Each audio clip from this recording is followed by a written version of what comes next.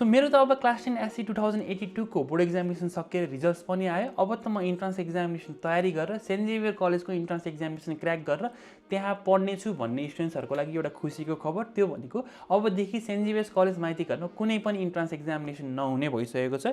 You can see it on your screen. हिजो भर्खरै saint Xavier's कलेजले निकालेको फर्ममा अबदेखि चाहिँ स्टुडेन्ट्सको लागि एलिजिबिलिटी क्राइटेरिया के हुने भयो अरे एडमिसनको लागि भन्दा हेर्नुहोस् त, no entrance test will be conducted. अब दाइ त्यसो भए इन्ट्रान्स एक्जाम नहुने हो भनेदेखि कसरी चाहिँ स्टुडेन्ट्सहरूको सेलेक्सन हुन्छ? यत्रो वर्षैपछि सेन्ट जेभियर्स कलेजमा त 18 देखि 20,000 जना स्टुडेन्ट्सहरूले एप्लाई गरिरहेका हुन्छन्। सेलेक्सन रेट जब 1.5 देखि 2% मात्र छ। म चाहिँ कसरी पढ्न पाउँछु त सेन्ट जेभियर्समा भन्नुहुन्छ भनेदेखि हेर्नुहोस् त, the GPA CGPA or percentage obtained by the candidate in SC or equivalent examination will be the sole criterion for shortlisting selection and admission. तपाईँको जिपिए कति आएको छ त्यसकै आधारमा तपाईँ सर्टलिस्टमा पर्ने, सेलेक्सन हुने, एडमिसन पाउने चिज चाहिँ डिपेन्डेन्ट हुने भयो। त्यही भएर जो विद्यार्थी भाइ बहिनीहरूको जिपिए राम्रो आयो, I want to wish you all the best. त्यसो भए दाइ मेरो र मेरो साथी दुवैजनाको 3.90 जिपिए आएको छ, मैले पाउँछु कि मेरो साथीले पाउँछ त सेन्ट जेभियर्स कलेजमा पाउन? यो कसरी डिसाइडेड हुन्छ भन्नुहुन्छ भनेदेखि यतापट्टि हेर्नुहोस्, सेन्ट जेभियर्स कलेजले चाहिँ अब यदि दुईवटा स्टुडेन्ट्सको जिपिए टाइप सिजिपिए चाहिँ टाइ भइदियो भनेदेखि चाहिँ अब कसरी चाहिँ सर्टलिस्ट गर्छ स्टुडेन्ट्सहरूलाई भन्दा priority list according to the GPA that students have obtained in these order of subjects. जस्तो हेर्नुहोस् है, फर्स्टमा कम्पलसरी साइन्स एन्ड टेक्नोलोजी, सेकेन्डमा math, English, Nepali and so on छ।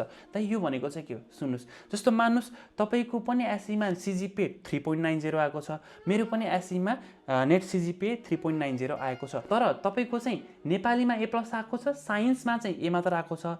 तर मेरो चाहिँ साइन्समा ए प्लस आएको छ, नेपालीमा ए मात्र आएको छ। सिन्स मेरो चाहिँ साइन्समा धेरै जिपिए आएको भएर मेरो 3.90 जिपिए आयो, त्यही भएर मैले चाहिँ पाएँ सेन्ट जेभियर्सको सिट, तपाईँले चाहिँ पाउनु भएन। सो यसरी चाहिँ अबदेखि सेलेक्सन क्राइटेरिया हुन लागिरहेको छ होइन। टाई ब्रेक भएको सिनारियोमा चाहिँ सेन्ट जेभियर्स कलेजको इन्ट्रान्स एक्जाम नभए पनि यो कुरा बुझ्नुहोस् कि काठमाडौँ महानगरको इन्ट्रान्स एक्जामिनेसन चाहिँ हुन्छ।